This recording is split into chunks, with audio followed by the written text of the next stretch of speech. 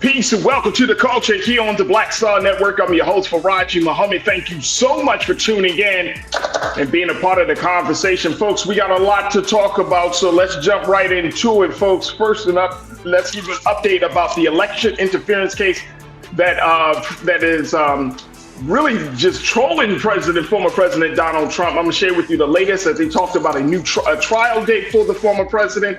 And let's get an update on his director, the former director of Blacks for Trump, and what's the situation with him. Also, let's talk about Montgomery, how the city of Montgomery, Alabama has officially reelected Mayor Stephen Reed. What's next for the city? We'll talk to Tamasha Brown and Travis Jackson to get the latest on that. Later on, August is Black Business Month. We check in with one Black business owner out of Baltimore to give us his take on where we are in the state of Black business. And later, I got something for you for trends, posts, and doing the most. So stay with us. It's all happening on today's edition of The Culture right here on the Black Star Network. Let's go.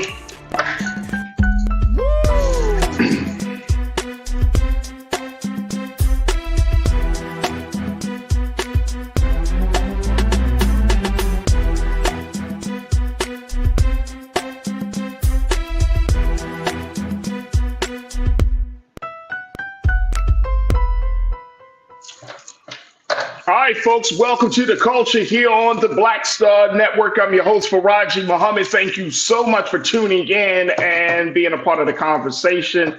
Oh, man, what a day. Let's jump right into it because time is of the essence. Big shout out to my online culture crew. Let's check it in right now. If you are on social media, we are actually streaming at a bunch of different places. Look at the bottom here, folks. This is where you can find us streaming free. We're on Fire TV on Amazon News. We're on Plex TV 24 hours a day, 7 days a week. You can find us on Apple TV, iPhones, and for Androids, everywhere. I'm on social media, on Facebook, under Roland Martin. And of course, we're on YouTube on the Roland Martin's YouTube page. And that is where you could join us in the conversation and be a member of the culture crew for the day, or just stay a member because you just love the show so much. And so we invite you to join us in the conversation. My OG Legacy Culture Crew members are checking in all over around the country, folks, and big shout out to them. That's right. We got Lori Parks checking in, Deidre Hall. Hey, Deidre, how you feeling? Lori Parks, the Church of the Block Club Block members meeting present. We got Pastor Damon Blissett. Damon, thank you so much, brother, for checking in. Hey, brother Damon, good to see you, Pastor. And Pastor's serious about blocking you out. If you come with that riffraff, we will block you out. Cindy D, thank you so much for checking in. Big brother Willie Frazier, I see you. Thank you. Sister Lana, you said my hair. Yes, my hair. Lana, thank you so much, sister. Craig Colson, welcome to the crew. Welcome to the chat.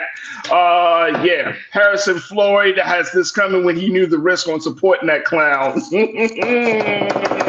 This is a lesson, right, Brother Craig? This is a lesson. We'll talk about it in a moment. Anastasia Pageant.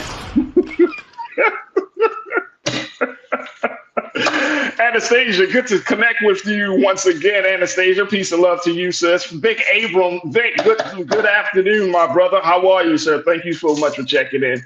Tiana, hey, Tiana, good to see you again. Brian Kristen, thank you so much, sir, for checking in. My sister, Janelle Fields, always checking in. Oh, appreciate you so much, Janelle, and all of the great stuff that you send to me. And Conscious Thought, my man, thank you so much. Good afternoon, big brother. Good to have you with us once again. All right, folks, let's jump right into it as we just did a little roll call for the culture crew. Again, we're streaming right now on YouTube, on the Roland Martin's YouTube page, so you can check in and be a part of the conversation. We're also on Facebook, so you can check in, be a part of the conversation, because guess what? No conversation is complete without you, and I want to hear what you got to say as we have these discussions. Okay, let me start with the first piece. The first thing is this situation around the Trump election interference case, which President Trump took that infamous mugshot for down at the Fulton County Sheriff's Department because of what he did to try to get them 11,000 or so votes from the state of Georgia for the 2020 election. Now, it is official. The judge has set a March 4th, 2024 as being a Trump trial date for this particular case. The federal judge overseeing the criminal case has decided March 4th would be the way. Even though, check this out, y'all, the former president and his legal team tried to actually delay the trial, not just by 30 days, not even by 6 months, 2 years. 2 years. They really wanted the trial in 2026.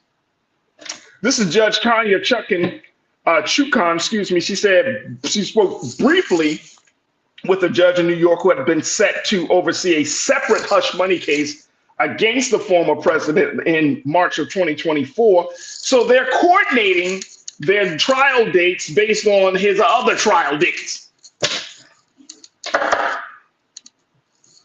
Man got 4 indictments, 4 different jurisdictions, and they're trying to coordinate it all.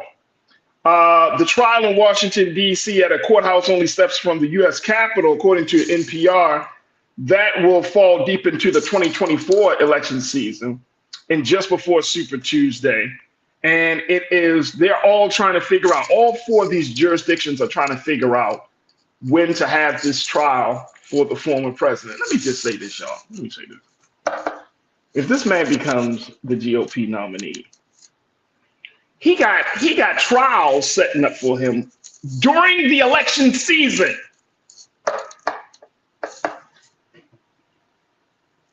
During the election season, y'all. Come on. And people want him to be president when he's on trial for undermining the election process of a national election. He's on trial for hush money. He's on trial for holding classified documents. And these trials are all hitting during the election season. My producer, Chris, is like, man, Trump is he's going to be arrested. He's going to be going to jail before election time. How much you want to bet somebody can be like, he's still not president, even in jail. Wow. During the election season. Yeah, Tiana, they really tried. Tiana, you said they really tried with the trying to delay until 2026. Yep, absolutely. Yeah, absolutely. Sydney, you said that was a perfect call by Trump. He did nothing wrong. Laughing emojis. Hey, guys, look, you know why he did that? Because he's like, oh, I'll be president by then. And guess what? You can't lock up the president. And the states are like, guess what? We can stop you from being president. Let me stop. Anastasia, you said yes. 45 thought he was going to get a long wait trial date. The bedbug are waiting on you, 45, along the people that you lied on. And you never said you were sorry. What I'm not understanding. Were you expecting a sorry, Anastasia? I wasn't expecting a sorry. I really wasn't. All right, let's talk a little bit more about what's going on. So that has been said. Now, his former associate, Harrison Floyd, can we get a picture of him, Keena? He remains in prison. There was this video that was circulating on social media about the plight of Mr. Floyd. Y'all remember, he's the former director of Blacks for Trump. And he was one of the key people. This is the thing.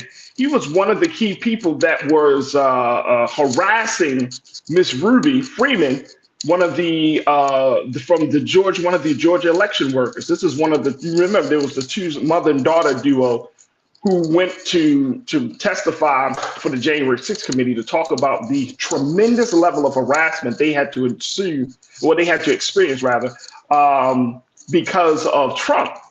But it was Harrison Floyd that was making that connection. There he is. There he is. That's Mr. Floyd right there. There was this TikTok video of Mr. Floyd explaining his plight. Keena, can we play the video? I want to it's a couple of seconds. Can we play this video? Just let me know when you got it. But Mr. Floyd here has been the only person that out of all of the 18 people that was indicted in this Georgia case, he's the only one that's in prison. Now, part of that is because he actually assaulted, according to the reports, he assaulted a federal agent who was trying to serve him a subpoena for his involvement in the election. And so because he assaulted a federal agent, that required consequences. And then when he got indicted for this, boom, he got in prison. But guess what? We're going to play for it in a minute, and then we're going to take our first pause. So he got assaulted. That was like earlier in the year. Then this situation came out. So they're not letting him out of prison right now. They're not letting him out of prison. He's actually the only person that's been indicted. The other sister, y'all remember the face of that, the other sister, the other black woman that was helping him, the publicist, the former publicist of Kanye West. She actually is not even in prison. She won with that goofy ass smile on her face. You remember I showed you that one. But Mr. Floyd here is, let me see if we can get this. He's in a little bit of a hot water. Lori, you checked in. Lori Park, you say he finally got the money from a GoFundMe account that was set up for him over $200,000. He has a lawyer, but that's still not going to be enough. No, it's not going to be enough because this is what was circulating. The volume is a little bit low, but take a look at Mr. Floyd explaining his circumstances to the judge. Take a look.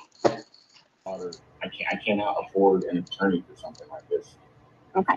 Well, Scott McAfee, Judge McAfee will go through the process if you choose to represent yourself and to not retain a lawyer. He will go through that process and those questions with you. I just want to advise you of your right at this point that if you wish to hire a lawyer, you have the right to do so.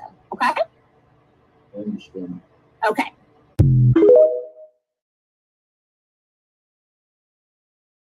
He explains to the judge that he could not afford a lawyer because every lawyer that he talked to was going to charge him between $40,000 to $100,000 just for retaining the lawyer. That's not even counting the billable hours to actually work on the case. $40,000 to $100,000. If this ain't a lesson, I don't know what is, folks. Trump left this man out to dry. He can't get a lawyer. Trump running through lawyers like underwear right now, right? Every time he gets a lawyer, he fires one and gets the next one, fires one and gets the next one. This guy, Harrison Floyd, can't even get a lawyer. Now, here's the other thing. Here's the latest. That was a couple of days ago. The latest is that he actually, the judge was able to set a date.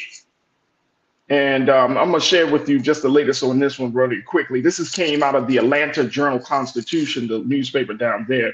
There is a bond hearing set for Mr. Harrison Floyd now. Again, he's one of those 19 people that were arrested for trying to overturn the election. But the Fulton County Superior Court Judge Scott McAfee set a Thursday hearing to determine his bond on 5 felony accounts involving the harassment of county election worker Ruby Freeman.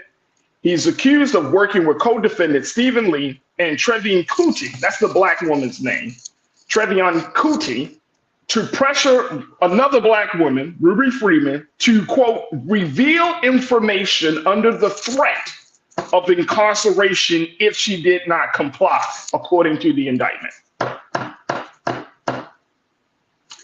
So they ask black people, they use black people, unfortunately, to harass other black people. And then when he did the job and then he got caught doing the job and he got to suffer the consequences, they don't even send you a lawyer. Who needs enemies when you have friends like these? That's all I'm gonna say, yo. Damn. He put his whole life, career, everything, his family's life in jeopardy to do something stupid from the very beginning. And then he goes along with the plan. And then guess what? He gets in trouble. He gets caught up just like everybody else. But guess what? Guess what? You never go along with a plan if you don't have a way out, bro. Come on now. This is Donald Trump. You got to have an exit strategy because guess what? He got one for himself. he know he got that one right. Hey, show Trevian Kuti real quick, Keenan, if we can. That's the sister. We can see if we can pull up that because I know some people like Trevian Kuti. Who's that? So again, she is. It might be Cuddy, Trevian Cuddy, and I don't want to mispronounce her name, but This just goes to show you, you gotta have an exit strategy. I don't understand how people are so excited to work with a man like Donald Trump, as if they can't see the quote unquote trails of disappointment, trail of heartbreak. That every time that man goes into a space, every time he builds a relationship, he makes a connection. Every time he calls on somebody to do something and they get caught up, you mean to tell me you didn't have no exit strategy, bro? You didn't figure out, like, man, he asking me, the first thing he asked you to do something illegal. Then second thing, you don't even have a lawyer to cover your own ass. All right, let me hear what y'all got to say on this. Let's let me know, Keenan, when we can pull up Trevi and Cuddy. I want to make sure that people see that. Pretty Brown meaning 726. Good to see you, sis. Good to connect with you again. You said if he let Michael Cohen hang in, what did these two black people thought Don was going to do? Come on. Facts. Michael Cohen, y'all remember him. That's Trump's original lawyer before Giuliani was his lawyer. And that man been working for Trump for years. He was quote unquote his fixer. Y'all remember that term? Like, oh, that's Trump's fixer.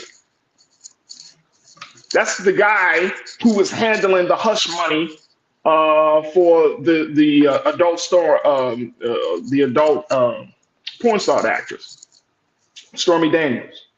He was the one in the go-between that situation. And he left Michael Cohen out there.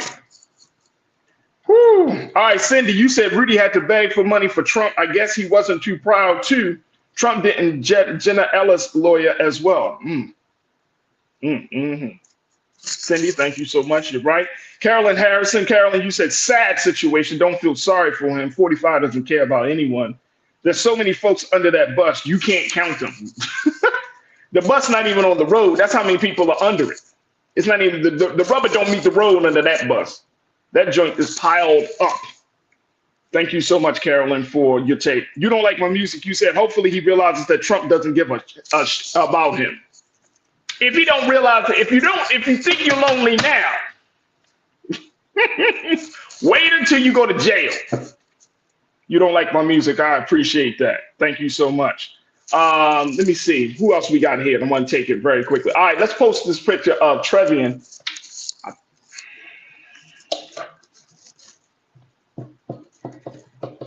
And now, look, at least he got a lawyer. At least he was like, all right, I'm going to do some crazy stuff, but y'all going to serve a day in prison. Y'all remember, I would have, if that was my mother, my aunt, my grandmother, somebody in my family, I would be asking, what the hell are you smiling about? Ain't nothing to smile about. Come on, Trevor. Come on. Come on. Yeah. Yeah. Real Brooklyn, you said Harrison Floyd was the little finger from Game of Thrones, dirty, just dirty. Now, he wasn't that high up on the totem pole, bro. Littlefinger was high up on Game of Thrones. You know what I mean? He kicked off the whole thing with the war, for those who are GOT fans. Y'all know what I'm saying? It was his fault. This guy wasn't that high up. He's not that high up. Tiana, you're right. Littlefinger was smart enough not to get caught until the end. Yeah, he wasn't going to get caught. They had to connect the dots on Littlefinger. This guy, there wasn't no dots to be connected. He did it. I'm going to go 50 Cent on that. He did that. He did it. It's a sad situation. Not making light of it, but it's a very sad situation. But it is a tale to be told, folks. Do not go associate yourself with people without thinking about your own first interest, especially when you know certain people are shady. It's just crazy that people put that much trust in this man, Donald Trump, to the point that he could take them down and you don't even have a way to save your own ass. That's a problem. That is a very big problem. All right, so that's the latest around the election interference case down out of Georgia with the new trial date. Mr. Harrison Floyd. We'll see how his bond hearing goes and if he can pony up some money for that. But it doesn't look good. It looks like Mr. Harrison Floyd may be in prison a couple of days. It may look like that, but we will see. We will see what kind of bond is set for him. All right, folks, we got to take a quick pause. When we come forward, yeah, absolutely. When we come forward, let's talk to our team down in Montgomery, Alabama, because last week they just had another historic election. and they actually re-elected Mayor Stephen Reed, for mayor. And we will talk about what's going to happen at this point forward. Plus, there was a situation down there just happened earlier today. So we're going to get some of the latest things that are going on as we check in with our folks and our family down in Black Montgomery. So stay with us. The conversation is up next here on The Culture on the Black Star Network.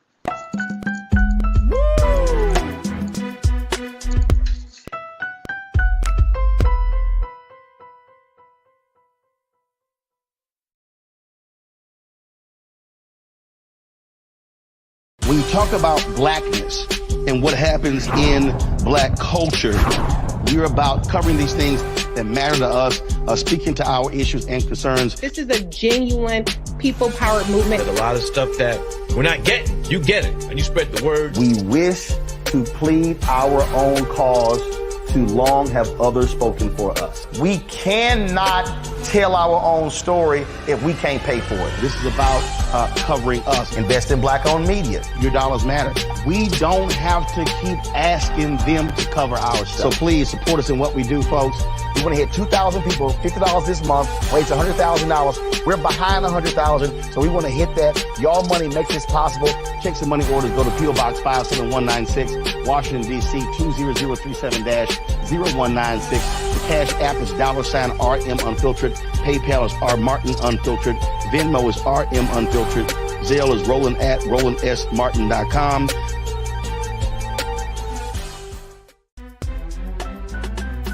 I'm Faraji Muhammad, live from LA.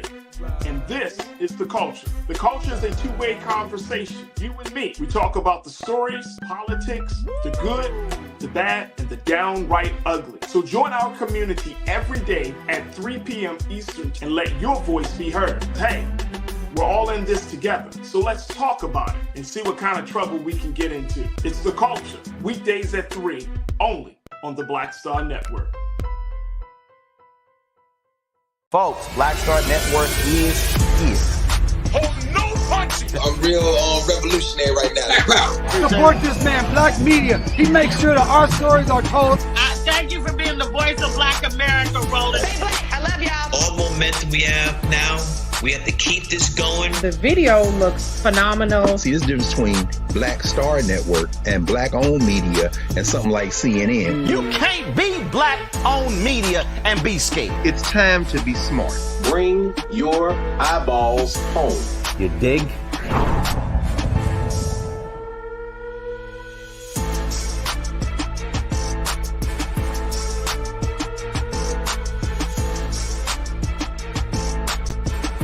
You're rocking with the best.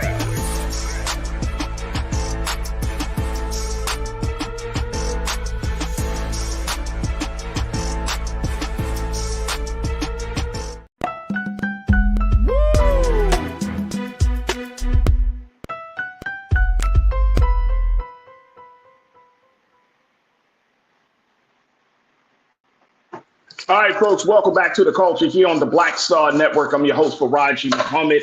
Thank you so much for tuning in and being a part of the conversation. Folks, we are streaming live on so many platforms. We can't even just name them because the movement is growing, folks. And we're very, very excited to be streaming in a lot of different ways that you can tune in each and every day here to the Black Star Network and Monday through Friday here on The Culture. And we're streaming, of course, right now on our social media platforms of Facebook under Roland Martin and YouTube under Roland Martin. It's on YouTube where you can join us in the conversation, be a Culture Crew member for the day, for the hour, whatever you want to do. Just jump in. OG Legacy Culture Crew members will welcome you with open arms and great for the dialogue and so much more. So join us in the conversation. And of course, there's no other place that you will be a part of the discussion like you are here on The Culture on the Black Star Network. All right, let me jump in now, talk to my folks, man. I'm so happy to just be able to connect with them and to build with them, and more importantly, get more information about what's happening in the great city of Montgomery, Alabama, as we have been talking to activists about everything that's been going on in the city, especially since that brawl on the riverboat. And so let's check back in with our sister Tamasha Brown. Brother Travis Jackson, both who are veterans, both who are working in the spaces of from everything from Black Lives Matter to Pan-Africanism and just making sure that the interest of the Black community is always at the forefront of folks' minds. So, Tamasha, Brother Travis, thank you so much again for joining us today. How you feeling? Good. Real Good, good. good. All right, so let's. Rain. Is it still raining down there?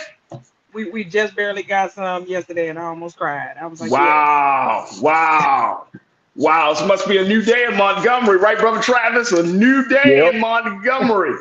All right, so let's talk about what happened last week because y'all just had y'all mayoral election. Mayor Stephen Reed has officially been reelected. This is was the first Black mayor of Montgomery, Alabama. He has now been officially elected to serve a second term. Travis, I'm gonna start with you because Tamasha, I know where you stand on these things. But Brother Travis, what is there a sense of jubilation? What's the energy? What's the spirit of Black Montgomery now that Mayor Stephen Reed is staying in his place? Well, before I get into the election, I would just like to say that I was one of the many people to drive people to their designating voting polls. I'm also affiliated with Black Voters Matter. And I've always believed that all voters cannot matter until Black voters matter. So with so much going on pertaining to the attack on Black votes, this mayor race, in my opinion, was probably more important than this mayor race was more important than the previous mayor race that happened in 2019. And you know, I was driving people to the polls, but the difference this time, and I've been affiliated with Black Voters Matter since 2017 when Doug Jones ran against went against Roy Moore. And so out of all the years that we have been driving people to their designated polls throughout the city of Montgomery, this year, there was a major voter suppression across the city limit. We had a lot of voters who were regulars with us. All of a sudden, had their voting locations changed to a different location. This time, unlike a lot of city elections, the Montgomery transit system did offer free rides, but they didn't provide free transportation to the voters designating poll. They just drove them to the bus station. Not bus station, but they just drove them to their designated bus stops. Now, that would not have been a problem if the weather was not over 100 degrees. But as you know, heat exhaustion is real, and so is dehydration. Now, mind you, a lot of voters, they're up in their age, like 50, 60, 70, and even 80. The oldest passenger that I had was an 81-year-old Black woman, and she was on crutches. And she called the bus, she called the transit system, and they said, yeah, we'll give you a ride, but we just can't give you a ride to your voting location. We can give you a ride to the bus stop that's closest to it. And so she said no, and she called Black Voters Matter, and I was one of the people to go help her take her to her designated voting poll. Hey, Brother Travis, how far from the polls did she live? She stayed a good distance. I'll say about 5 miles. But the bus stop that they were going to drop her off at was like even more longer. So how does that make sense? So they were going to like ride past the voting area to drop her off at a bus stop that's further out from. Correct. And so in my opinion, this was a strategy, in my opinion, on the city level. And I'll be real with you on the state level, because I've been following the Allen versus Milligan case. And I believe that this was a retaliation towards not only how the way he handled the riverfront situation, Mayor Reed handled the riverfront situation, but I think that this was an outrage towards Black voters because Black voters have been black voters have been the top topic for the last 2 years, especially in the last year with the Allen versus Milligan case. But Wow. but regardless of the weather, yours truly, alongside with 15 volunteers this year, I was able to drive 10 people to their voting polls. Come on, man. I had Gatorade, I had my cooling towels, and I knew it was going to be hot. But as an Iraq veteran, you know, like we used to say in Iraq, beat the heat, and that's what I did for the movement for the empowerment of Black voters, Indigenous voters, and other voters of color. Let me ask you this, Brother Travis, and I appreciate you kind of first and foremost, thank you for doing that work. You know what I mean? Get anyone to the polls in 2023 to vote for anything is always a big step and a blessing. But for you to get those 10 folks, including our elders, sister, 81 years old, for you to make that real. And that just goes to show you that we don't have an excuse not to vote. So when people say, I can't vote, blah, blah, blah, it's really because they're choosing not to vote. It's not a priority, right? Like we all make time for what we want to do. And so it's one of those situations. So I appreciate you for doing that. What was the Black voter turnout on election day? Was it higher? Was it lower? Did that riverboat brawl increase turnout? What was the situation with that, Brother Travis? From my viewpoint, honestly, I believe that like I said, pertaining to the voter suppression, you know, on the behalf of the Montgomery transit system, the turnout was much less than when Mayor Reed first ran for mayor. And what would you say the reason was that? Why is that? Because you would think that, and I think that a lot of people would think that the riverboat situation would have kicked the turnout even higher, would have made at least a spike. But you're saying that it was low. Yes, it was very low. I'll say around 30% the last time I did my research and read a couple articles. However, the people who did get out and vote, they also each volunteer has a bunch of pamphlets, you know, a few sheets of paper to give to the passengers, and basically it has the phone number, the point of contact, email on if you want to have a free ride or free transportation to your designated voting location. I believe that if it wasn't for our efforts, that voter turnout would have been much less. But I think talking to a friend of mine who is a very, very politically woke, he did inform me that it was like 30%. And so I think that turnout, I believe that turnout was less because of the voter suppression within the city. I believe it was the weather had a lot to do with it. And, you know, it's just people, like you said, just come up with random excuses. But I can also understand due to the weather, because everybody doesn't have strong immune systems to withstand extreme heat. So I could understand that, but we still did the damn thing, and by the end, yeah.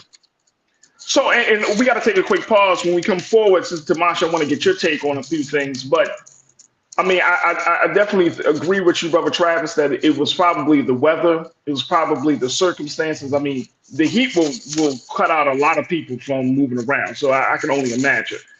But more importantly, the fact that if it's even 35% turnout, folks, and think about this, that means that majority of people refused or did not go to the polls. You're talking about maybe 60, maybe 70, 65% of the people who are eligible to vote didn't go to the polls.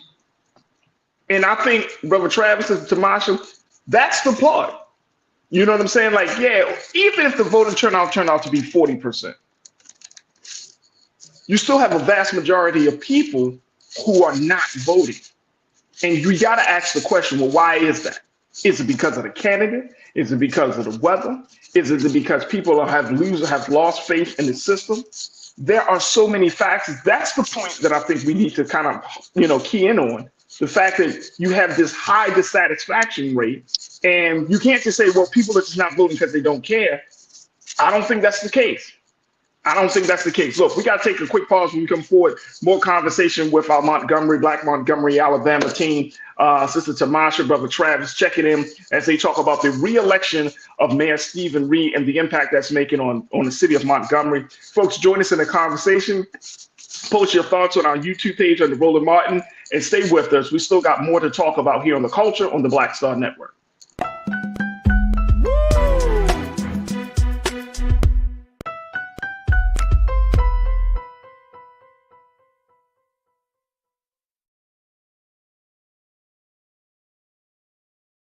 Folks, Black Star Network is here. Oh, no punches. I'm real revolutionary right now. Support this man, Black Media. He makes sure that our stories are told. Thank you for being the voice of Black America, Roland. Stay black. I love y'all. All momentum we have now, we have to keep this going. The video looks phenomenal. See, there's a difference between Black Star Network and black-owned media and something like CNN. You can't be black-owned media and be scared. It's time to be smart. Bring your eyeballs home. You dig?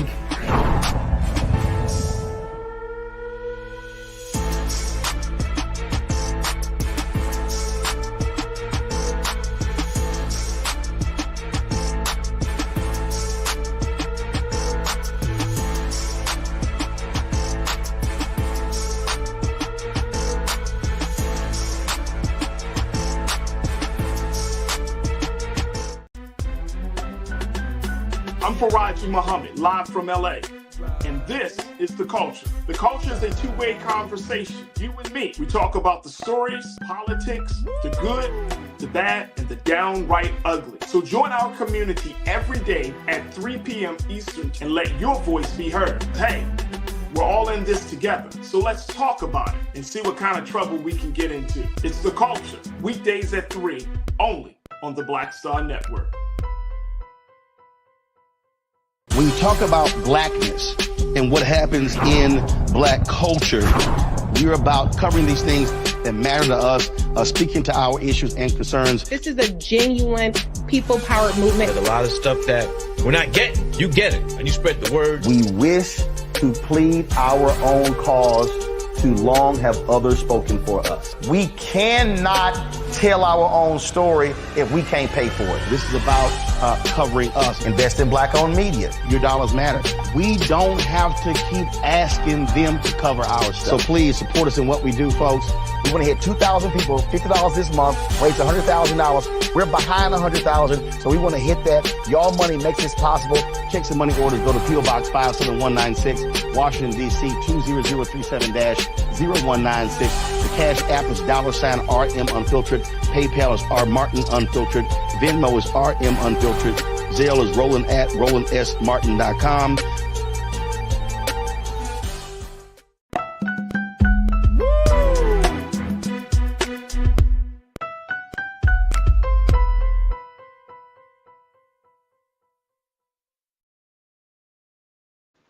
All right, folks, welcome back to The Culture here on the Black Star Network. We've been checking in with my sister and brother down in Montgomery, Alabama, Brother Travis Jackson, who is a veteran. He's an activist. He's a part of Black Lives Matter, Black Voters Matter, doing a lot of fantastic things. And then my sister Tamasha Brown, who is a veteran and activist as well, working in many different spaces to bring veterans and the community together on a number of issues. Brother Travis, again, we thank you so much for giving us an update on the work that y'all have been doing to get people to the polls for last week's mayoral election. Sister Tamasha, I want to get your take on this. So now that Mayor Reed is back in office, is there any sense from this black man that there are going to be some changes? I know that he said, and I saw one report where he said the old Montgomery, we're not going back to the old Montgomery.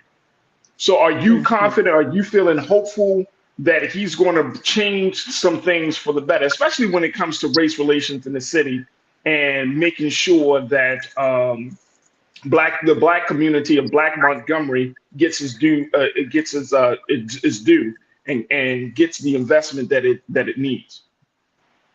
I do think that at some point Montgomery will get to a place where the mayor and the community are on one accord. But for Mayor Reed, he had 4 years to kind of do it already in the beginning. So right now it's almost reset, but it's too far down the line to just start over. So, So what's you know, it's like what's his relationship like, Sister Tamasha? What's his relationship like right now with Black Montgomery? you know what, in my honest opinion, it's real cliquish. You know, it's certain pastors, certain people, certain groups that seem to have access to him, that seem to get the interview, that seem to get the conversation, that type of thing. But you don't see him in the inner community where they're actually in government housing. You don't see him on the ground. You'll see him out at the Hyundai plant or at some of the manufacturers, but you won't see him out in the actual areas like the heartbeat of the cities, so that people can feel that he actually understands. So, you know, again, his father has a Joe Reed has a far reach, far out. I mean, his reputation far succeeds him. And Mayor Reed being the first Black mayor, that title and those words in combination carry a lot of weight. As far as a lot of room it clears. So accountability wise, you would think, okay, he would hold himself to that bar, but how it's, you know, it's a comfortable blanket that's been rolled. So it took the brawl, it took a lot of things, and even things that are happening now that's kind of putting situations in a place where he's going to have to do his job.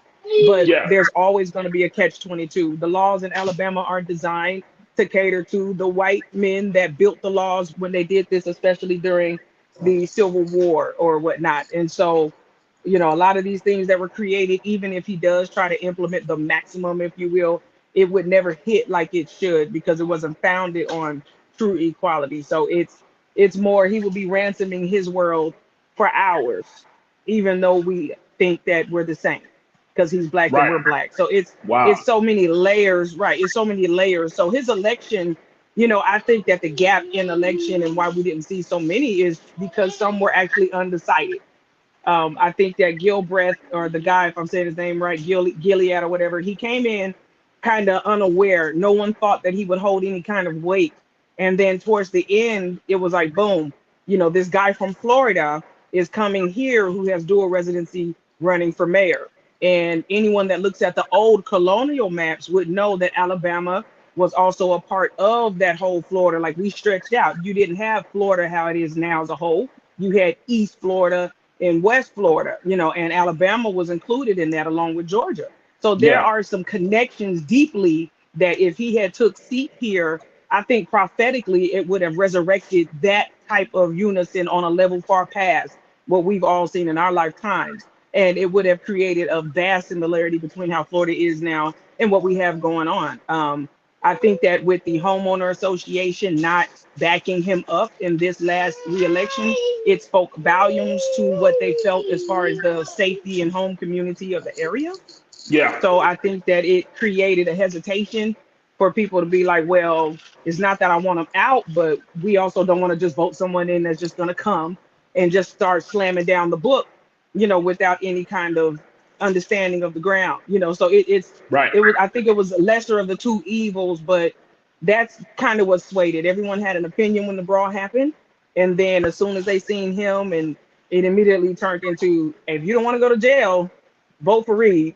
If you don't want to roadblock, vote for Reed.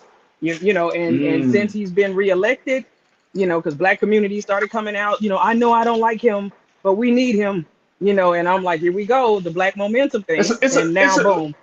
And you know what, and Brother Travis, it's a very unhealthy relationship. You know what I'm saying? Because when we find ourselves, and this is not just Montgomery, I come from Baltimore. I've come from a line of Black mayors, especially Black women mayors. But it's an unhealthy relationship in that part of we want to see our people in power. We want to see someone that looks like us have the influence, have the resources, have the power to change the reality of our people in our lives. But if that person, if that candidate or that elected official doesn't come across to build that puts us as constituents, as part of the Black community, it puts us in a trick bag. Because now we're like, damn, man, like I want to see a Black man, a Black woman in a position, but at the same time, if that person is not speaking to your interests, Now you got to figure out like, yo, do I put them on? You know what I mean? And that's I found out to be that is one of the big challenges for all of us in Black America, that we have even federal people who are in power, but then at the same time you're like, you're not doing enough. So do you kick them out and hope for the best? Brother Travis and Sister Tamash, I'm gonna get your take on that, Brother Travis. Well, I while my fellow activist has been speaking her mind like Angela Davis, I have, which is like righteously, all facts that she just mentioned. I have posted some comments within the chat, and the last comment that I mentioned was about respectable politics. I think you get these. How can I put this? This shit, leave me alone. Like, nobody tell you nothing. How can I put this? When you get these, when there are Black politicians, there is a sense of camaraderie amongst the Black community. But what a lot of people don't understand, just because they're Black doesn't mean they think all Black lives matter. Just because they're Black doesn't mean that they have your best interests. They just want your vote. It's kind of like the white moderates and the white liberals. There is a such thing as Black liberals and Black moderates. But as Dr. Martin Luther King mentioned about the moderates, they are just like in between. And like Malcolm X says, if you're neutral, then you side with the oppressor. And not all skin folks are kin folks. I think we tend, as a Black community as a whole, not just in the Deep South, but throughout America, I think we have forgotten that just because someone is Black doesn't mean they have their best interests for you or by you. Just because they're Black, just like you are, doesn't mean they're going to talk with you, and vice versa.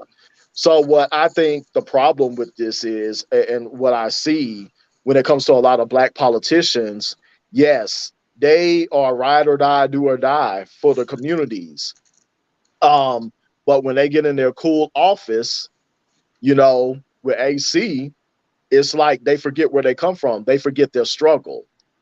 And a lot of white people, particularly so-called white allies, they cling on to that type of mentality, and that's where respectable politics comes into play. It's like, I have to appease people if I want to be successful. But instead of saying that, they need to be saying, well, I need to be mindful. I should not forget where I came from. I should not forget what it was like going everywhere on my 2 feet, rather than just me driving in this fancy vehicle that I now can afford because I made it. And you saying something there. Brother Travis, you saying the word, you gonna start preaching, man. That's Nah, brother, you saying something. You absolutely right, big brother. You are saying something. All right, Sister Tamash, we got a couple of moments left.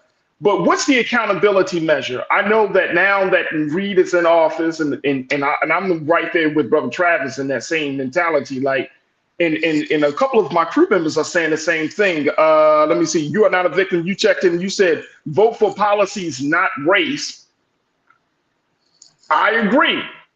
You got to look at the person and their policy, where they stand on the issues, and not look at the fact that, some of us get so excited. Oh my gosh, she's a Black man, or that's a Black woman, and they have a Black family, and they seem nice, and they, and it gets all on the other stuff, right? Like we did the Obamas. We have done that to the Obamas, right? To a degree. We're like, oh my gosh. So we give them a pass when we actually probably got to start turning up the heat on our own elected officials, Sister Tamasha, because guess what? You should know better. Listen, when the sensation. So how y'all gonna hold Mayor Stephen Reed accountable? You know what? At this very moment, one of the reasons why I'm kind of at a still right now is because just 2 hours ago, or since he's been reelected, of course, we haven't heard much about the brawl. He did make a statement out to the public saying that, okay, I've been a Black man in Montgomery, and I'm also a Black mayor, so I do understand both sides of the coin. We're gonna, and these do sound hate crime-ish, but we haven't heard no movement since, and that's typical of what happens election year. Now, since that's happened, we had a situation happen in the community where a swastika, the Nazi symbol, was sprayed or painted on someone's home, and their windows were busted out, and it was definitely a hate crime. So along with everything that's going on in the nation, this also occurred. Today, as of 11 something this morning, if not maybe sooner, a 18-wheeler food truck exploded under a bridge that actually goes over one of our primary highways in and out the city.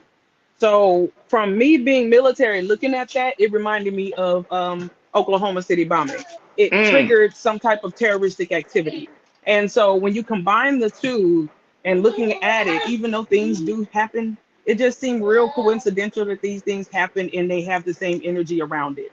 So, you know, it feels retaliatory because these things are happening. It did do some significant damage to the infrastructure of that bridge. So, and that bridge is one commuted by people that work for the state and our sanitation departments. So it's grievous because we don't even know, we haven't received, in Black community, we have to start dealing with our issues. Okay, Mayor, read all that to the side. We have to deal and start holding ourselves accountable so that we can unify and hold our council and citymen and congressmen accountable. Even though we assume and we know that they know the language, they know what we battle with, we all come from that same cloth. When they're sitting in that type of power, any of us in management position at any job knows the game is different when you elevate. So we can't forget that these are the same pressures and more that they're experiencing, but you also can't sell your soul.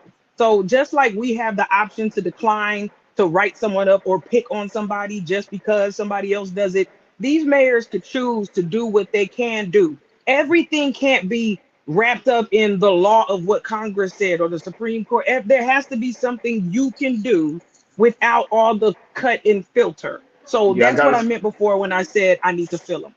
So it's accountability wise, he just needs to step up and get involved on that end. But we as a community can't hold them right now because we got so many things like this going on, you know, that's actually taking away from that energy right now. Wow, you know. There it is. Look, Sister Tamasha, Brother Travis, I thank the both of you for checking back in and kind of giving us the latest on the situation down in Montgomery. We're going to keep our eyes on the situation, and the work that both of you have been doing has been absolutely tremendous, and I know it has been a huge inspiration for all of us who have been watching and checking in. So I thank you both, but we have to keep the fight going. And this situation down in Montgomery is just another sign that, look, the fight is over. The liberation struggle is real. And guess what? You got some soldiers like Travis and Tamasha on the ground to make a different reality for our people. So thank y'all both for doing the great work and most importantly, being so good for the culture. Thank you. Thank you. Appreciate y'all. Appreciate y'all. All right, folks, we got to take a quick pause. When we come forward, let's talk about August being Black Business Month. We're almost at the end of the month, but I'm going to check in with one entrepreneur to give us the latest on how we can make sure that the landscape for growing Black business continues to happen. We'll have that conversation on the other side. Stay with us. It's the culture here on the Black Star Network.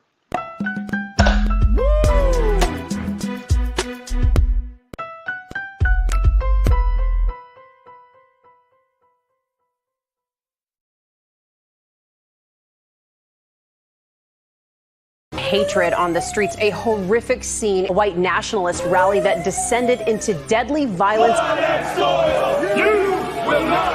White people are losing their damn minds. As an angry pro-Trump mob storms the U.S. Capitol, we're about to see the rise of what I call white minority resistance. We have seen white folks in this country who simply cannot tolerate Black folks voting. I think what we're seeing is the inevitable result of violent denial. This is part of American history. Every time that people of color have made progress, whether real or symbolic, there has been what Carol Anderson at Emory University calls white rage as a backlash. This is the rise of the Proud Boys and the Boogaloo Boys. America, there's going to be more of this. Here's all the Proud Boys, guys. This country is getting increasingly racist in its behaviors and its attitudes because of the fear of white people. The fear that they're taking our jobs, they're taking our resources, they're taking our women. This is white fear.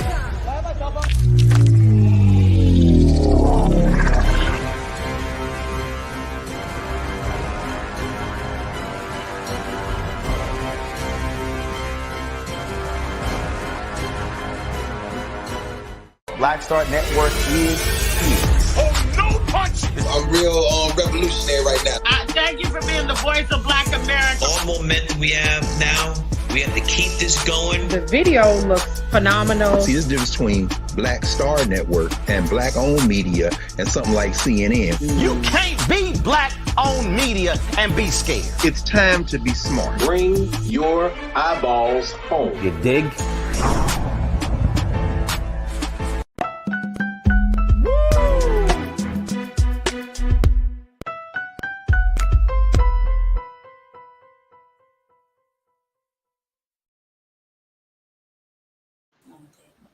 All right, folks, welcome back to the Culture here on the Black Star Network. I'm your host, Raji Muhammad. Thank you so much for tuning in and being a part of the conversation, folks. We just had a fantastic discussion with our team and our family down in Montgomery, Alabama. Travis Jackson, Tamasha Brown checking in, sharing with us the latest around the re-election of Black Mayor Stephen Reed, the first Black mayor of the city of Montgomery. He got a second term.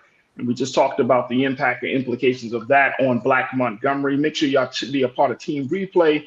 Take a look at that conversation. Also, we also talked about the election interference case of President Donald Trump, how a trial date has been set, and the fate of his former director of Blacks for Trump, Mr. Harrison Floyd, and his fate, as there's now a bond hearing set for him, even though he says he still was not able to retain a lawyer. So if you want to hear that first hour, make sure y'all check in, be a part of Team Replay, and go to blackstarnetwork.com, where all of the past shows and even our live shows are always streamed, blackstarnetwork.com. And of course, to our partners, Amazon News on Fire TV, Plex TV, 24 hours a day, 7 days a week. You can check us out there.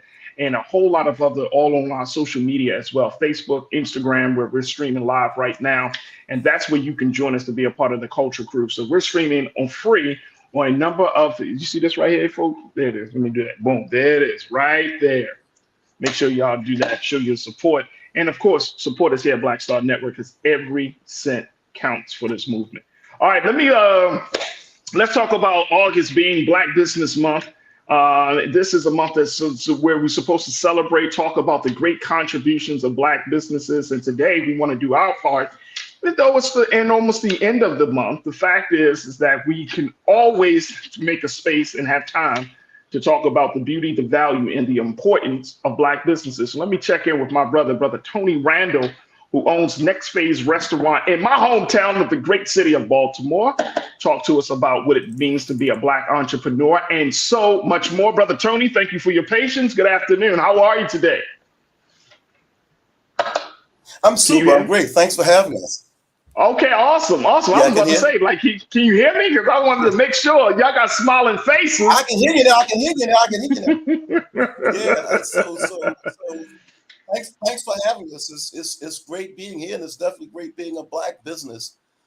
We are Next Phaze Cafe in downtown Baltimore, 2 blocks from City Hall, directly across the street from the courthouse. A lot of politics, a lot of cases, and a lot of judges and other folks come down here to enjoy soul food and live entertainment.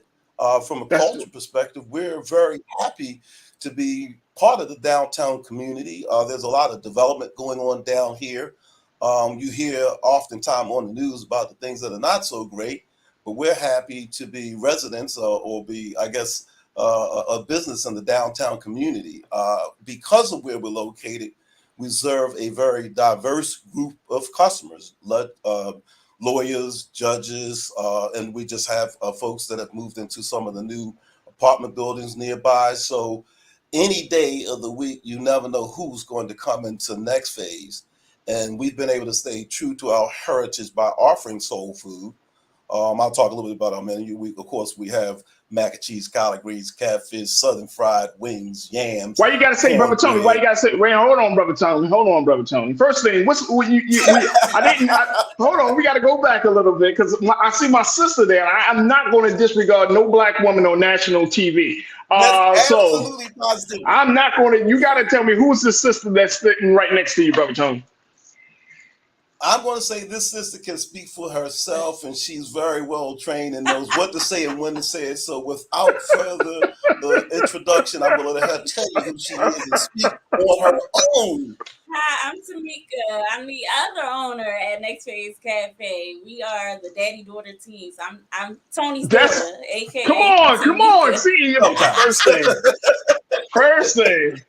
Hey man, look, I got a daughter, she's 4-year-old, right? So I only hope and pray that her and I can be in a venture together. So, Sister Tamika, you are the daughter of Brother Tony. Sister Tamika, if you don't mind, or you could just say you in your 20s, your 30s, because I can't tell now because black don't crack. So give me a sense of what your age range might be. I just turned 40. What? I just turned 40 on August 20th. Hey, yo, Brother Tony. So that means I'm 22. Wait, hold on, Tony. Hey, Tony, when we get offline, I'm going to give you my address so you can send me some of the magic water she's drinking. Because that's crazy. 40 years old.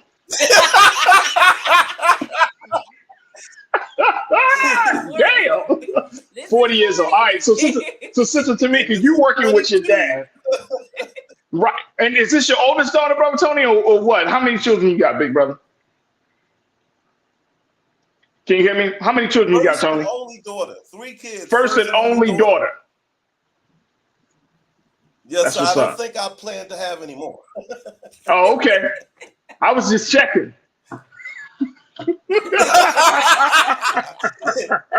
still trying to figure out how you're going to get that product to keep us looking young, right?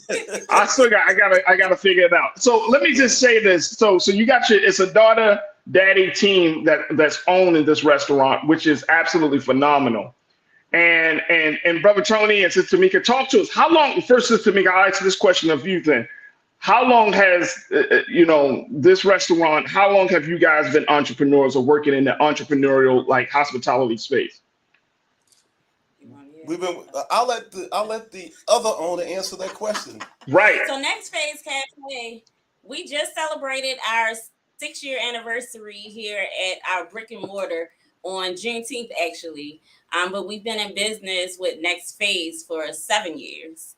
We started off as catering. We had like a pop-up type of restaurant going on. We were doing dinner concerts, and we were also permanently catering for another company where we had a space before we had our own. That is absolutely phenomenal. So it's been about 6 or 7 years that y'all have been doing this with the cafe. Yes. Correct. Yes, but we've been in the business. We've been in the business probably 11 years. We owned a restaurant prior to this restaurant, a very popular upscale restaurant in near downtown Baltimore from 2012 to about 16 till we opened up Next Phaze. So, that's what's up right there. Yeah, that is what's up. Look, I got Tamika was a part of that as well. Okay, good. Please give that sister credit, man. Don't come on here not giving no credit to no black woman. Look, I got to take a quick pause. When we come forward, let's talk a little bit about what it means to be a black entrepreneur, a black business owner. We're going to continue the conversation with Tamika and Tony as they talk about the work they're doing as entrepreneurs, restaurant owners of Next Phaze Cafe right there in downtown Baltimore. And of course, folks, the conversation will continue with you as we continue to talk about August being Black Business Month. Stay with us. The discussion continues on the other side right here on The Culture on the Black Star Network.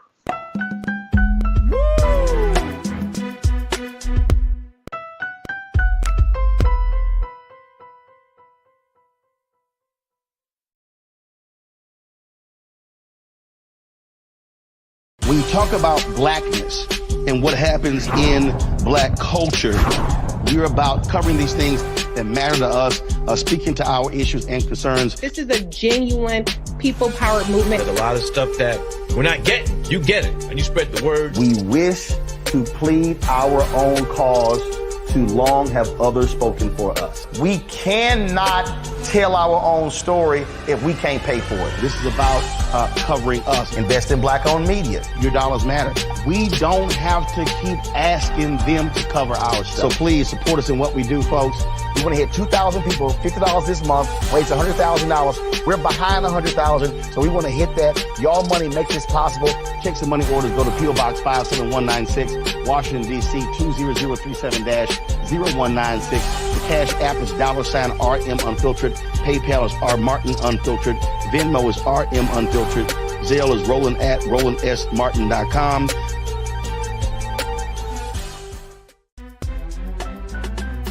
I'm Faraji Muhammad, live from LA.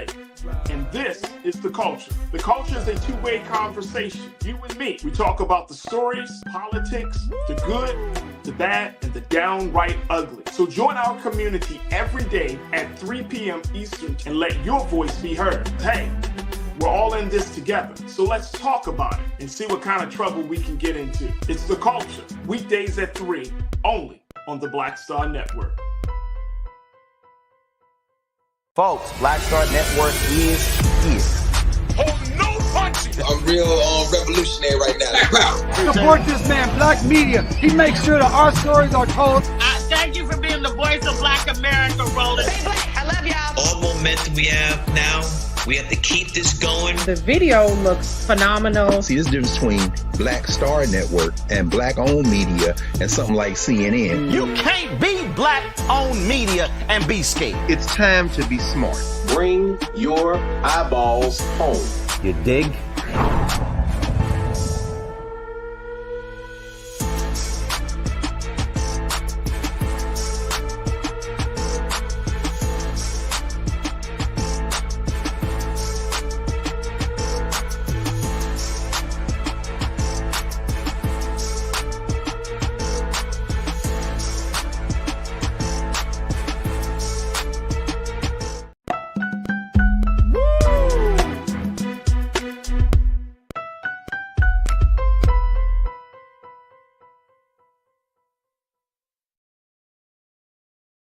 All right, folks, welcome back to The Culture here on the Black Star Network. I'm your host, Faraji Muhammad. We are celebrating and talking about the importance and the extreme value of Black businesses, as on the month of August is National Black Business Month. If you did not know, folks, that's what this month represents. Now, according to the statistics, 2018 data from the Annual Business Survey and non-employer statistics by demographics, there were more than 3.2 million Black-owned U.S. businesses employing over 1.18 million workers, based on figures provided by the U.S. Small Business Administration. Now, some of these 19.4% of employer firms in 2019 were minority-owned, totaling about 1.1 million firms, and 2.4% were Black-owned. Now, that's just to give you some statistics about where we are in this country. That, and of course, this is from 2018. This is being 2023.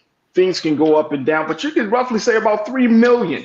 3 million Black businesses are in America of varying sizes, different industries, of course, and of course, with different incomes that they're being generated. And so we're talking about this as we've been checking in with Brother Tony Randall and his daughter Tamika to talk to us about the work that they're doing as restaurant owners, working in the restaurant and hospitality field. They're working in it as Black entrepreneurs.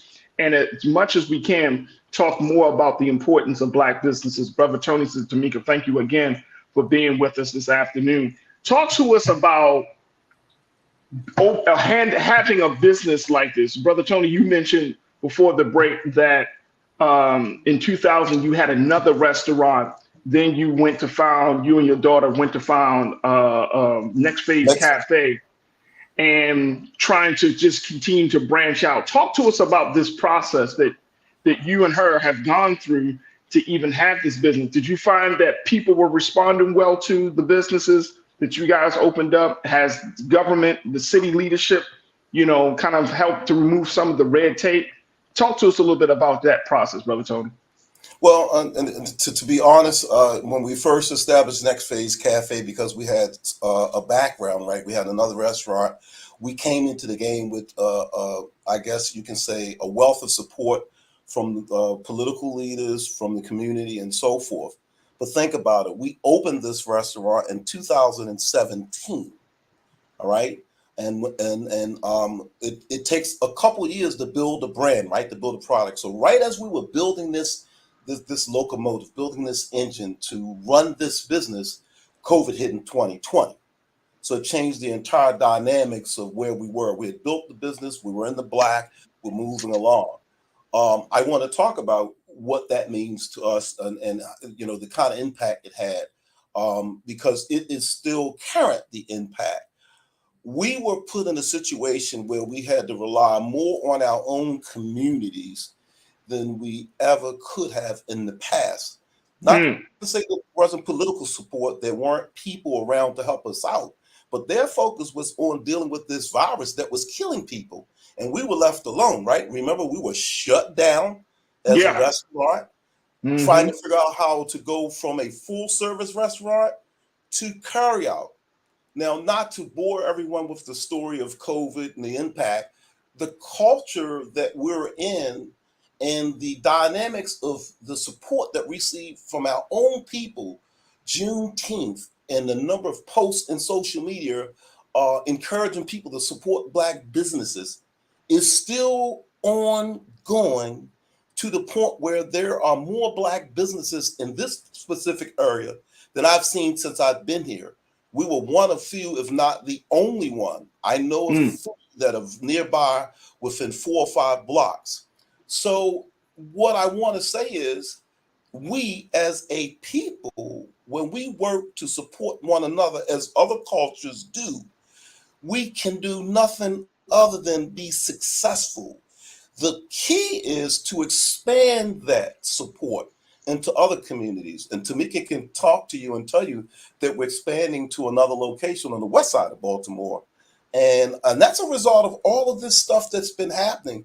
Yes, we're getting a lot of support from the political community because our restaurants were shut down. You took away the things that were most important to us. So we needed funding to figure out how to deal with online delivery, carry out, and all that other stuff. But out of that, we had nothing else to do for 2.5 years but talk to one another and learn about each other. And I think the restaurant industry, or restaurants specifically, are an important landmark in the community. It is the place, the hub, where people can congregate and talk about community issues. We host a number of community events, even during COVID, with us being 6 feet apart and spaced out. We met outside and had meetings with some of the downtown organizations. Some of the politicians made announcements in front of this building. And I think those things that occurred, those attributes, is what has a significant impact on the African-American economic circumstances, whether you're a restaurant or whether you're a retail outlet selling clothing. But you know, I think there's a, and I'm glad that you kind of laid out that story, because Sister Tamika, there's a part of that. One is that, Brother Tony, I of course, by me coming from Morgan State working on WEAA, we did events all at Next Phaze all the time. You know what I'm saying? That radio station, a Black-owned station at an HBCU connected to a Black restaurant. It just made sense, right? Yes. But see, the thing is, I think about with Next Phaze Cafe for you and your daughter, Brother Tony, is that you have those relationships.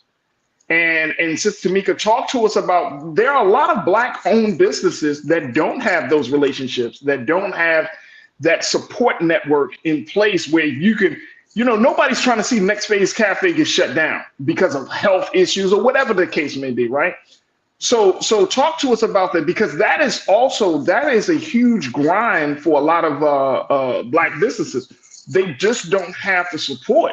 They don't have the political support. Black folks may come to their business once or twice, but then if there is a problem with service, if there's a problem with the cost, whether it's, you know, in a restaurant or retail space, Black folks ain't coming back, man. I mean, we one and done. You know that, Brother Tony said to me. We one and done. So Sister Tamika, talk to us about the importance of a Black business building those relationships, creating an infrastructure of support for your business.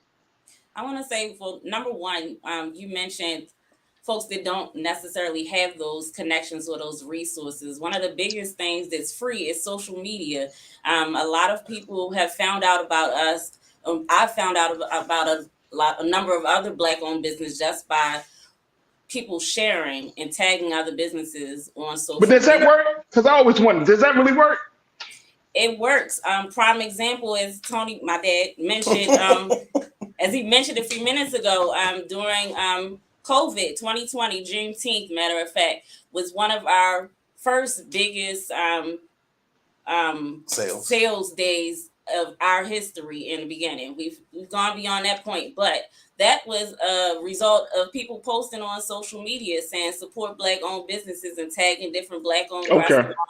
And that was the first time we actually were swamped, really. We didn't have enough staff, and everyone was nice and patient. We had lines going out the door, and this was during COVID when we were all supposed to be 6 feet apart and everyone wearing masks, and people were still wearing gloves at this point to touch the register and things like that. So social media does make a big difference in the younger generations. I'm going to say that. Maybe not as much for the older, but for the younger folks, they are on social media, and that's how they find out about a number of different businesses. So it's something that small that can build connections and networking with one another. It's all about us supporting one another. Did you find, Sister Tamika, have y'all found that Black folks, I mean, y'all run a cafe, y'all run a restaurant. Black folks eat, man. We a bunch of foodies, man. Like, we love to eat. So that's not even, and then you started off the conversation today, Brother Tony, talking about we got the best mac and cheese. What you start? Don't forget about the crab cake. That's what we're talking about. See, you gonna have people coming to Baltimore. You feel what I'm saying? But see, but it's I think, and I'm saying that because if the food is good and the price is market value price, the only thing you got to do is create the ambiance and the service. Well, not the only thing, but one of the big pieces are creating that ambiance, creating that service to drive the point home, because people will support you, especially in a food restaurant. But if you don't have a food restaurant, like a retail space, like you mentioned earlier, Brother Tony, if you're selling clothes, if you're providing a service, maybe you're working in the insurance company, you're trying to get more Black people to sign up for insurance or something. Like, these businesses are much more, I would think, more challenging to appeal to people because it's not something quite as tangible as food. It's important, but it's not quite as tangible. And I noticed, maybe I'm wrong on this, Brother Tony, Sister Tamika, I could be completely wrong. I see a lot of our people getting into more of the service industry, food, cosmetology, hair. That's those industries more so than the product industry of clothing and other things like that. I could be completely wrong, but I think a part of that is because it's easier to see versus, hey, I'm going to an insurance company. That relationship is different. Am I wrong in thinking this, Sister Tamika? Well, you're not. I'm not going to say you're wrong or right because I'm not absolutely sure on the data, but I do see a lot of retail. And as far as just to piggyback on what we said earlier, it's all about support. So we're Black-owned restaurant. We need uniforms. So we support a Black-owned business that does embroidery and makes our uniforms. We supported a Black-owned cleaners that cleaned our clothes and uniforms, tablecloths. We keep giving back or sharing one another. That's really how you get the word around. Starts with us. It does. It absolutely does. And I think that is the big part of this. Look, I got to take another pause. Brother Tony says to me, y'all got to tell us the secret to your success, because what y'all doing is something that a lot of folks talk about doing, which is bridging the gap, creating intergenerational wealth, as they say. You are both in business with one another. First and foremost, I gotta get the tea, because somebody's pissing somebody off daily in this relationship. I'm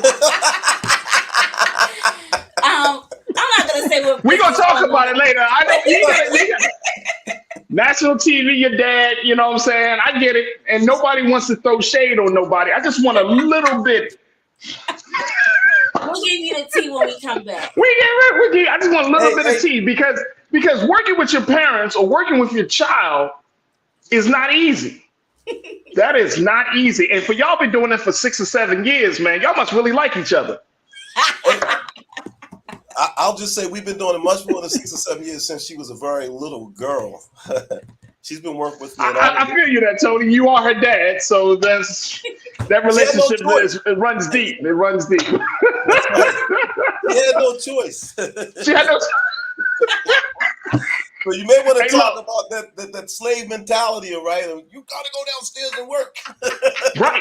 Right. But see, here's the thing, though. When we talk about black businesses, my father's an entrepreneur himself. He had that spirit. And I remember trying to go into business with him, and it was hard. I'm gonna be honest with y'all. I didn't like it. I was like, damn, man, like I'm just 17, Bob, chill out, man. Like, we gotta do it like this. And I'm like, but I know that there's value in it. And so on the other side, I want to get your take on that, because that is a huge benefit for Black-owned businesses, that it is an opportunity to create generational wealth and then pass something down to your children, even though they may not always be all for it.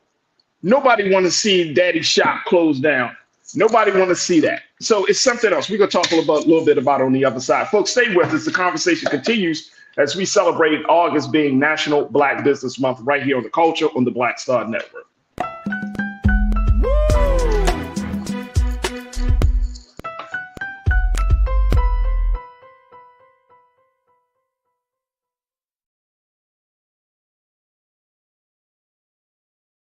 Folks, Black Star Network is here.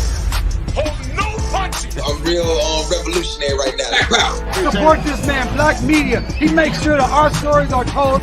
Thank you for being the voice of Black America, Roland. Hey, Black, I love y'all. All momentum we have now, we have to keep this going. The video looks phenomenal. See, there's a difference between Black Star Network and Black-owned media and something like CNN. You can't be Black-owned media and be scared. It's time to be smart. Bring your eyeballs home. You dig?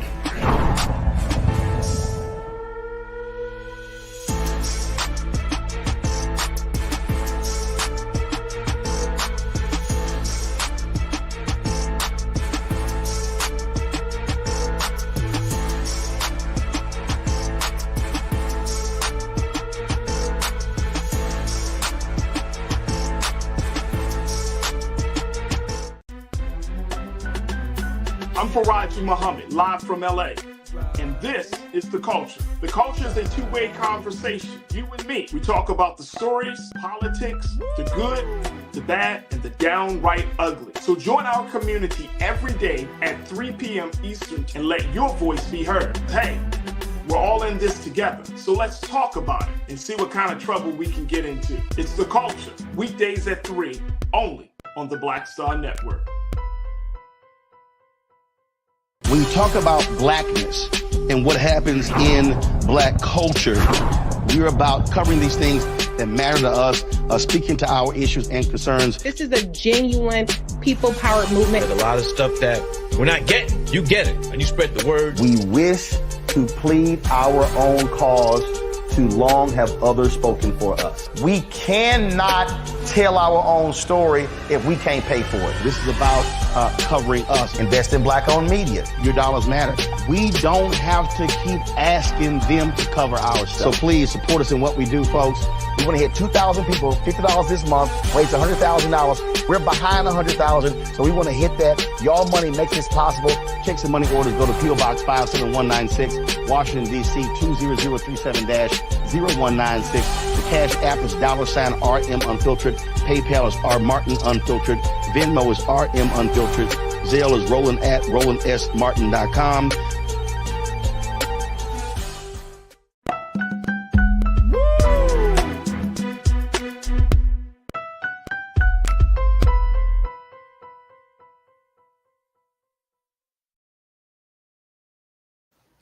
Folks, welcome back to The Culture here on the Black Star Network. I'm your host, Faraji Muhammad. We've been talking about August being National Black Business Month, checking in with Black entrepreneur restaurant owners, Tony Randall and his daughter Tamika, as they're checking in all the way from the great city of Baltimore, as they serve as the owners of Next Phaze Cafe right there in downtown Baltimore, providing you some of the best food the city has to offer, and talking about just some of the complexities and some of the layers of being a Black business owner. And folks, if you are in a space or place where in any part of the country where you can support a Black business, definitely do your due diligence and support a local Black business in your area. Trust and believe your support will go a long way. We talk about it here on the show, and of course, rolling on this network.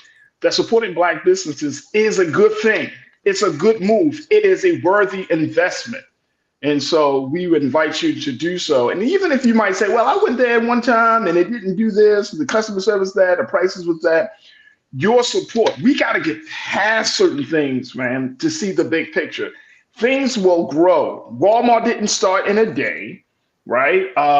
Some of your biggest restaurants, those 4 and 5 star restaurants, they didn't get to that space just overnight. There was support and there was growth and there was opportunity. But more importantly, somebody came in there, invested in those businesses and gave it and saw something bigger. So support your local Black business in whatever neighborhood that you're in, whatever state that you're in.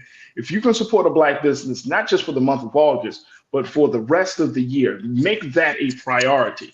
Saying, look, I'm going to support a new Black business once a month, something, but make sure you support a Black business. Brother Tony, Sister Tamika, I want to talk to you. And again, I'm really, really grateful for your time with us this afternoon. But I want to talk to you about working with each other to build the generational wealth piece, right? Brother Tony, I'm gonna start with you with this because you're the dad.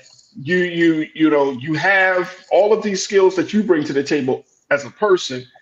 How did this situation start? And when did it in your mind that you said, you know what, I want to have my daughter to be a part of this. I think her and I would be a good fit to make these businesses happen, because that is not easy for some people. Some people don't even like their children, let alone want to work with them.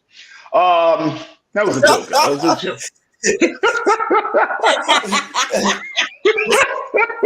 Go ahead, talk to us. It's interesting that you asked the question because it's the reverse of what most people think. It's not the father asking the daughter to be a part of a business. It was the daughter saying, Dad, you're shutting down this other thing. You need to create another one. And we're going to figure it out. So yeah. So she basically bullied you to be a partner. You're gonna be this partner because I'm gonna make your business work. Absolutely. Yes. Yes, I was the aggressor. Yeah. So just to give you a little bit, my background is in IT, real estate. I do a lot of other stuff, and my businesses were in those areas. Real estate company, flipping houses, renting houses, blah, blah, blah, blah, and so forth. And we owned a restaurant that was successful. Tamika enjoyed working there. And when, we were shutting it down, she came to me and she can tell you verbatim what she said, but she pretty much said, Dad, let's do another restaurant. Let's just do something a little different. And that's why it's called Next Phaze, because we're always taking food and entertainment to the next level. So it was Tamika's idea to go back into the restaurant industry. This is the most difficult industry I've ever worked in my entire life. I will not tell anybody it isn't. All of my friends said, don't do it. Okay, but this young lady here said, Dad, don't do it. So wait a minute. So now that's powerful. That's first and foremost, that's a credit to her upbringing and her vision to see that. Tamika, why were you so sure that your dad needed to open up a second restaurant, given the volatile nature of the industry? So to be honest with you, I ended up working at the previous restaurant kind of by accident. I was just supposed to be helping out temporarily until they filled the position. And I ended up liking it. I was like, you know what? I'm going to stay here. Don't hire nobody else. I'm going to just do this. And while I was there, I learned a whole lot about the industry. I had worked in restaurants before, but I learned a lot of the background, all of the non-fun things, the admin work, what it took to keep the business running.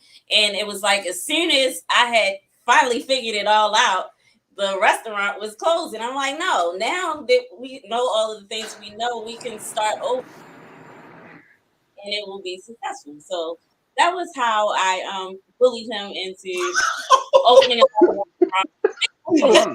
See, you know, it was gonna be a different story. The dad beating the daughter saying, "Come work for me." No. I'm gonna be honest with you, brother Tony. I thought that was the story, but the true mastermind is your daughter. So I get it. Right. I got to tell you another part of it. I told her, if it doesn't work, I'm going to say it's your fault. If it worked, thank God. Thank you, Tamika. It was a great idea. Hey, look, brother Tony. 6 years later, you're still like, I'm gonna tell that it's working. All right, so it's not an easy road. We will say that to anybody. Right. It's not an easy industry. One of the first things I shared in our very first staff meeting was that 89% of restaurants close within the first year. That is the statistic. So we are very happy and proud to report that we have been here for 6 whole years now. That's a real accomplishment. And the real accomplishment, Sister Tamika, the real accomplishment is that y'all have worked through, y'all have used your relationship as the cornerstone for your success. Yes. And I'm very serious. Like I know that working with family in general is a hard pass for a lot of people. People like, nope, I don't want to work with family, don't want to work with somebody close to me. But for y'all to make it work is a testament of the quality of the love and the relationship y'all have. Now, talk to us a little bit about the generational wealth piece. What is your view on that? I'm gonna ask the mastermind on this one, Brother Tony. So, Tamika, what's the view of building generational wealth? Do you have children? Do you foresee your children kind of coming into this process as well?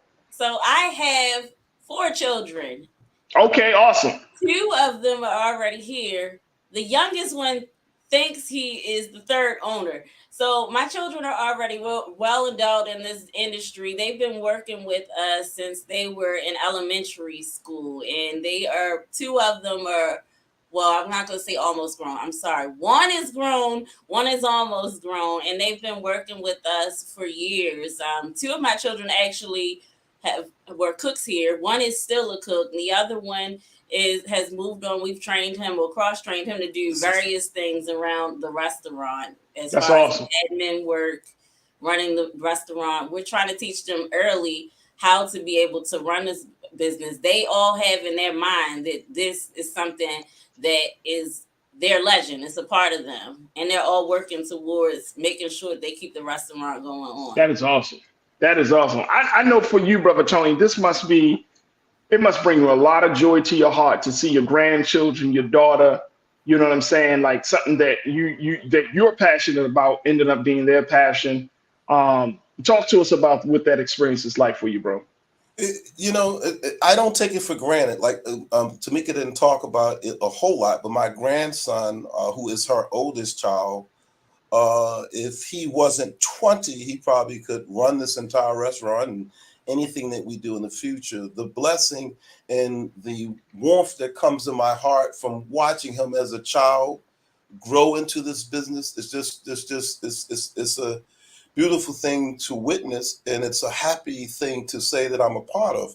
My grandson told me when he was in elementary school, he was about 8 or 10? I think he was like 10. It was about 10 years ago. His school had asked me to come speak, during career day or something. I said, gee, I'm going to talk to this kid. What can I say?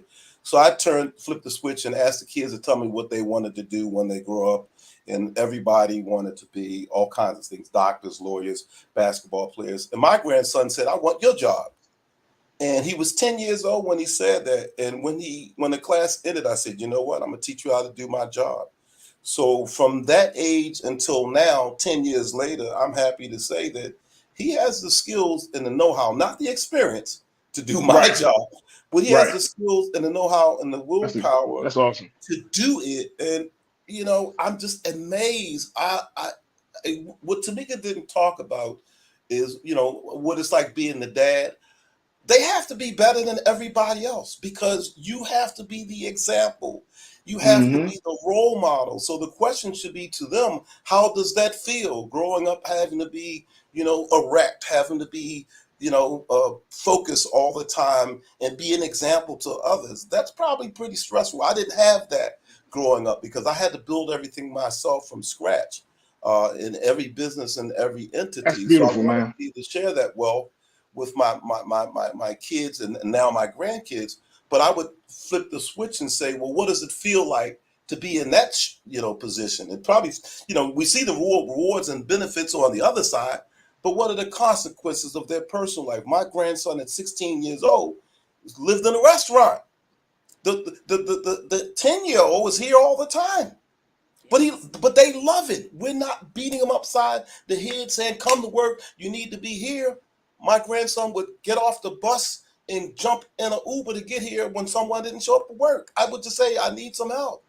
I say the beauty behind that is we instilled those values, Tamika did, and I did, into our children and her children. And that's that whole generational wealth thing. That's how it blossoms, because we're building value. We're not talking about dollars and cents. We're talking about more ethics, right? Moral beliefs and so forth. So we traditionally, we don't have those opportunities to work with one another in our own business. Let me just say this. Let me say this, Brother Tony, says Tamika.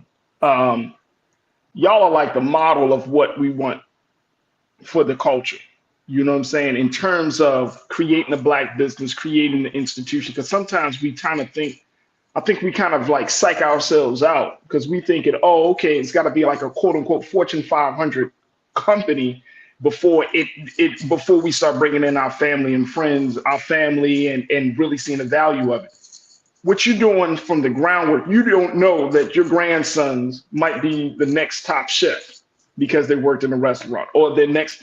I spoke to a brother a few weeks ago. Brother Tony says Tamika that go around to different restaurants and help them. He's called like the restaurant doctor, so he helps them to make sure that their restaurants are high level, Black-owned restaurants, Black-owned spaces, but making sure that they're a certain level, so that way, when to get more business and to create a bigger reputation.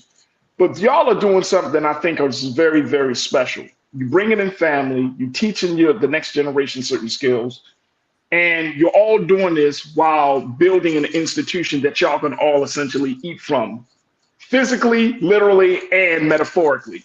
You're going to be able to eat from the work that y'all put in. So I just want to say I thank y'all and congratulations. And I think that the work of both of you, the time that you spent, the energy that you spent, the talent and skills that it takes for you to run a restaurant through turbulent times from COVID and to the ups and downs of the economics that we are in this country, and just being a Black business owner. It just shows that you both want this. You are making time for this. You're putting your family's lives into this. It's just so good for the culture, man. I'm listening to y'all's story and I'm just like, this is exactly what we are talking about. Absolutely. This is exactly what we're talking about. And so to Tamika, I thank you for encouraging your dad to not give up, to say, Dad, we're going to do this again. Sometimes, hey, look, I get it. Because look, I'm prepared for my daughter to be like, Daddy. And it only takes a Black woman to be like, tell a Black man, we ain't giving up. Who going home? Ain't nobody going home up in here.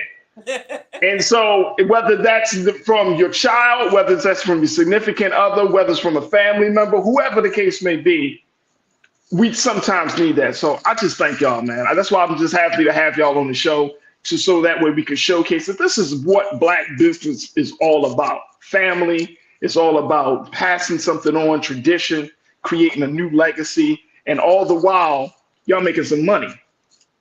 Come on, man. Come on. Come on. Can't get no better than that. All right, folks. The place is Next Phaze Cafe, right there in downtown Baltimore. The owners are Tony Randall, his daughter Tamika. And let me put that back. The owners are Tamika, and then there's the other guy, Tony. Go to their website today, folks. Take a look at the food on the website. I mean, it's American cuisine, but trust and believe you will not be disappointed. Look at that. Look at that. Look at God. That looks delicious. So make sure y'all do that. Make sure you can set reservations. And of course, just be supportive. If you're visiting Baltimore, make sure that you show your support for Next Phaze Cafe. Tony, Tamika, thank you so much for being with me this afternoon. But more importantly, thank you for being so good for the culture. We truly appreciate y'all. Absolutely. Absolutely. All right, folks, we got to take a quick pause. When we come back, Trends, Posts, and Doing the Most. Stay with us. It's The Culture here on the Black Star Network.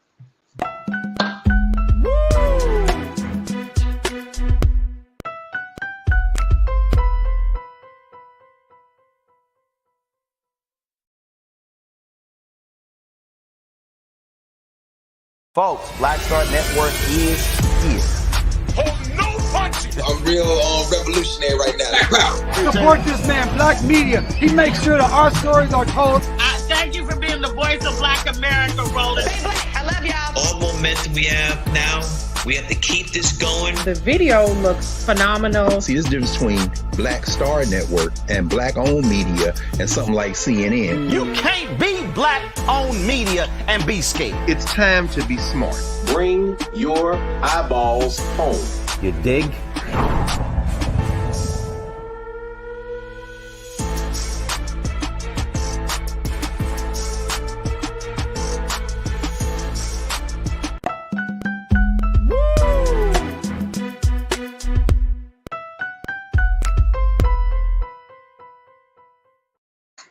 All right, folks, as we wrap up the show here, let me share with you just a very quick trending topic. If you did not know, yesterday was a big day, an important day in our culture. Yesterday, it was the third year commemoration and celebration of life for our brother Chadwick Boseman, the one who has played the revered character of King T'Challa, the Black Panther himself. He passed away, of course, from cancer 3 years ago yesterday. And Lupita Nyong'o, one of his great co-workers, and she put out this very, very touching post about the actor as she celebrated and just lifted up Brother Chadwick Boseman's name. And let me just tell y'all, there are people that transition and that pass on, but this was one of them, people that you could tell these are special individuals when you don't know a person personally, but you feel like you know them, to the point that when you hear of their passing, you actually feel it. There are a number of people that I felt this way for, celebrities, high-profile individuals, and Chadwick Boseman was one of those people. You know what I'm saying? Like you just felt like, man, we lost a great one. We lost a real great one. Kobe Bryant was another one. You just felt like, man, we lost a great one. But Chadwick, Lupita put out this very touching post saying on her Instagram, she's talked about, this is a photo she took on film at the airport as we arrived in South Korea in 2018. We had just learned to do the baby heart with our fingers. Here, Chadwick was adding his suave flair. We spent a glorious 72 hours there, and the memory fills me with so much joy. Look at our brother Chadwick Boseman, who worked all the way to the end. And it's just a touching reminder of how people can influence our lives. But this brother here, even though he was a young man, he made a tremendous impact on the culture. And, I don't know if Marvel will ever find a different King T'Challa. I am of the camp, folks, that I think that instead of either taking the character out or trying to, that you continue to find someone to fill in the role. But no one can replace Chadwick Boseman. On screen, off screen, he was just a very, very humble brother. He was a graduate of Howard University in Washington, D.C., and he made a tremendous impact. Just a wonderful soul, man. So, big shout out to Lupita for bringing him into the forefront as being one of our great ancestors, and more importantly, big shout out to Chadwick Boseman and to his family. We certainly miss our brother. He is certainly felt all around the world. And it's just a beautiful, beautiful situation there. But Brother Chadwick Boseman, please continue to rest in power. We will always and forever lift up your name for the great example that you set on film for what we can be as we all strive to be superheroes and kings. There it is. All right, folks. All right, that's going to do it for us. I thank each and every one of you, my online culture crew. Y'all had some interesting conversations in the chat today. I saw that. I was checking y'all out. Interesting conversations in the chat. But guess what? I shouldn't be surprised because that's what y'all bring. And look, I don't mind it. I hope you don't mind it. I hope the conversations always stay civilized, but more importantly, stay informed about what's going on. But very, very interesting conversations. And that's why, folks, I invite you to join us each and every day as we have the show. Join us in our Culture Crew chat each and every day on our YouTube page under Roland Martin. You can get in some of the most prolific, most profound discussions with some of the dopest people on the digital space. I'm serious. The Culture Crew, I love them. These are folks that are serious about our people. They understand the dynamics of our culture.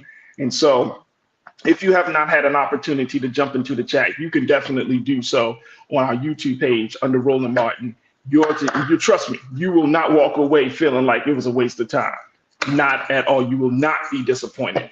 But folks, do your due diligence. Support us here at Black Star Network. Go to our website today at blackstarnetwork.com, and you can show your support. You can show your love for the work that we're doing as we continue to build out this platform, this digital media space, so that way we can continue to have these conversations like in no other places like you ever seen on the web. So go to our website today, blackstarnetwork.com. Your support, financial support, means everything to us. Your support is necessary and it's needed. So please support us today. Download the app for free on all of your devices and follow us on social media.